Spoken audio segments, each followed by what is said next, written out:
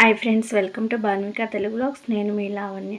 చాలా రోజుల తర్వాత అయితే మళ్ళీ ఆఫీస్కి వెళ్తున్నాను. పిల్లల హాలిడేస్ అయిపోయిన తర్వాత ఇంకా పిల్లలు ఉన్నప్పుడు కుదరదని చెప్పి అప్పుడైతే వెళ్ళలేదు. మళ్ళీ వెళ్తుంటే కొత్తగా అయితే అనిపిస్తుంది అనమాట.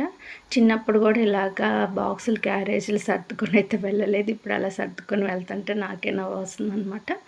ఇంక ఇదేమో ఆఫీస్లో లంచ్ టైం అనమాట. లంచ్ అప్పుడు ఇంకా నేను ఒకదాన్నే లంచ్ చేస్తున్నాను. ఎందుకంటే మిగతా వాళ్ళు జెంట్స్ కాబట్టి ఇంకా నేను తిన్న తర్వాత వాళ్ళు తింటారు. అందుకని చెప్పేసి నేనైతే సపరేట్గా ఇట్లా ఒక రూమ్ ఉంటుంది, డైనింగ్ రూమ్ లాగా. ఆ రూమ్లో కూర్చొని అయితే తింటామన్నమాట లంచ్ అప్పుడు.